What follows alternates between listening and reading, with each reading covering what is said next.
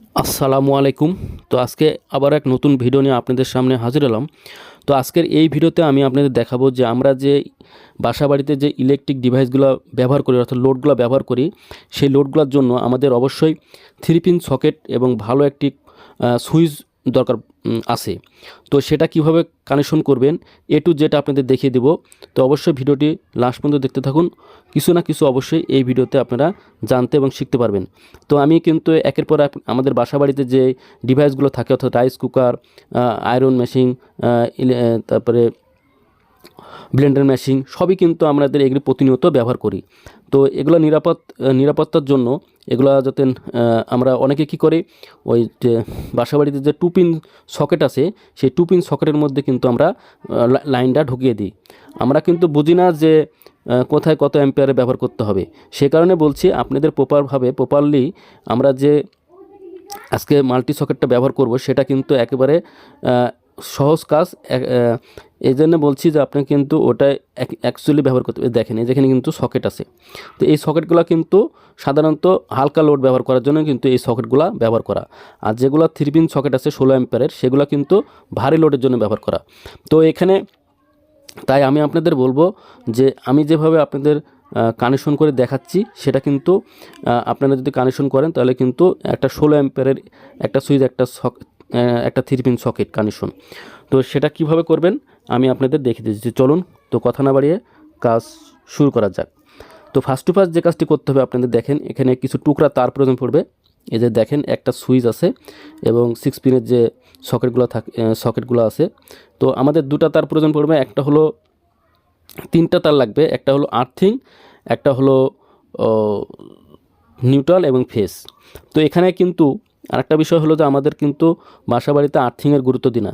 আর্থিংয়ের গুরুত্ব দেওয়া কিন্তু খুবই জরুরি, কারণ একটা ইলেকট্রিক ডিভাইসটি যদি কারেন্ট হয়ে যায় সেক্ষেত্রে কিন্তু ওই ডিভাইসে যদি আমরা হাত দিই তখন কিন্তু শর্ট করবে।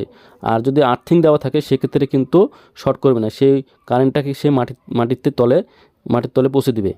তাই অবশ্যই আমাদের কিন্তু আর্থিং দেওয়াটা খুবই গুরুত্বপূর্ণ। তো দেখেন এখানে সুইচ আছে, সুইচের নিচের টার্মিনালে কিন্তু আমরা ফেস কানেকশন দিলাম, 220 ভোল্টের মেন লাইন দিলাম, তার মানে ফেস লাইন। তারপরে সুইচের উপর টার্মিনালে আমাদের যে কাজটি করতে হবে টুকরা তার লাগবে, টুকরা তার, দুটা তার আমরা এখানে কানেকশন দেব। দুইটা তার কানেকশন দিচ্ছি, দেখেন এখানে একটা ইন্ডিকেটারের জন্য দিতে হবে, দুটা ফেস এখানে দিচ্ছি। সুইচ দিলে আমাদের সকেটেও লাইন পাবে এবং ইন্ডিকেটারটাও জ্বলবে, সে কারণেই এখানে কানেকশনটা দিচ্ছি দুটা তার। এই যে একটা বড় তারটা দেবো, এল যেখানে লেখা আছে 3 পিন সকেটের সেখানে কিন্তু আমাদের কানেকশন দিতে হবে। এখানে কানেকশনটা দিয়ে দিলাম, এল যেখানে লেখা আছে সেখানে।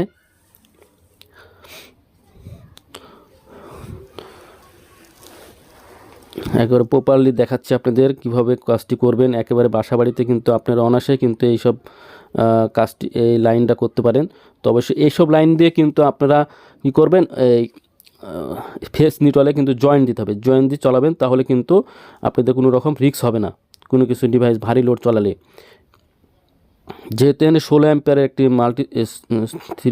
মাল্টি সকেট ব্যবহার করা হচ্ছে, এখানে আপনার 16 অ্যাম্পিয়ারের উপরে কিন্তু কোনো কিছু যদি লোড চালান সেক্ষেত্রে কিন্তু এই সকেটটি পুড়ে যেতে পারে। আর আমরা যেগুলো দেখালাম আপনাদের বাসাবাড়িতে সেগুলোতে কিন্তু খুবই হালকা লোড। তো এগুলোতে কিন্তু আপনি অনায়াসে কিন্তু রাইস কুকার চালাতে পারবেন, ব্লেন্ডার মেশিন চালাতে পারবেন। এগুলো ওয়াট খুবই কম, এগুলো কিন্তু 1200 ওয়াটও কিন্তু এটাতে এই সকেটে চালাতে পারবেন, যেহেতু এনে 16 অ্যাম্পিয়ারের লোড নিতে পারবে সে। তো দেখেন এখানে নিউট্রাল দিয়েছি, ঠিক আমি যেভাবে দেখাচ্ছি একইভাবে কিন্তু কানেকশনটা দিবেন। কালো তারটা কিন্তু নিউট্রাল তার আর লাল তারটা কিন্তু ফেস তার। কালো তারটা যেখানে এন লেখা আছে সেখানে কিন্তু নিউট্রাল কানেকশন করবেন। আমরা নিউট্রাল কানেকশন করছি, দেখেন নিউট্রাল কানেকশন। অবশ্যই আর একটা বিষয় বলতে ভুলে গেছি, সেটা হলো যে কখনও কিন্তু কেবল যে আপনারা টার্মিনালে দিবেন সেখানে কিন্তু অবশ্যই লুজ কানেকশন রাখা যাবে না। যদি লুজ কানেকশন রাখেন তাহলে কিন্তু পরবর্তীতে কিন্তু ওখান থেকে শর্ট সার্কিট হবে, শর্ট সার্কিটের মাধ্যমে কিন্তু আবার বড় ধরনের একটি সমস্যায় পড়তে পারেন।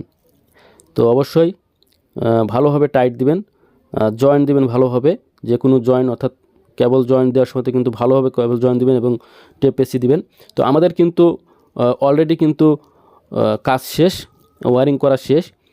কানেকশন করা শেষ। এখন আমরা দেখব যে আমরা যে কানেকশনটা করলাম সেই কানেকশনটা ঠিক হলো কিনা। তো দেখেন অনেকে কী করে, নিটল থেকে আর্থিং কানেকশন করে। নিটল থেকে যদি আর্থিংয়ের জায়গাতে কানেকশনটা দেন সেক্ষেত্রে কী হবে, সেক্ষেত্রে যদি নিটল ফেল মারে, নিটল কেটে যায় কখনো যে কোনো মুহূর্তে, তাহলে কিন্তু কারেন্ট ব্যাক করে ফেজ দিয়ে, তখন কিন্তু আপনার কি হবে, ওই ইলেকট্রিক ডিভাইসটি গোটাটাই কিন্তু কারেন্ট হয়ে যাবে। এই কারণে বলবো আপনাকে অবশ্যই মাটির থেকে একটা রড পুঁতে আর্থিংয়ের জায়গাতে আর্থিং কানেকশন করবেন, কখনো নিউট্রালের জায়গাতে নিউট্রাল কমন করে আর্থিংয়ের জায়গাতে দিবেন না। তো যাই হোক, আমরা ওয়্যারিং করা শেষ। এখন আপনাদের দেখাচ্ছি যে দেখেন লাইটটা কিন্তু জ্বলছে, যে এই যে সুইচ অন করলে অফ অন হচ্ছে। তো ভিডিওটি যদি ভালো লাগে অবশ্যই একটি লাইক দেবেন, আর চ্যানেলে নতুন সাবস্ক্রাইব করে পাশেই থাকবেন। আজ এই পর্যন্তই, আল্লাহ হাফেজ।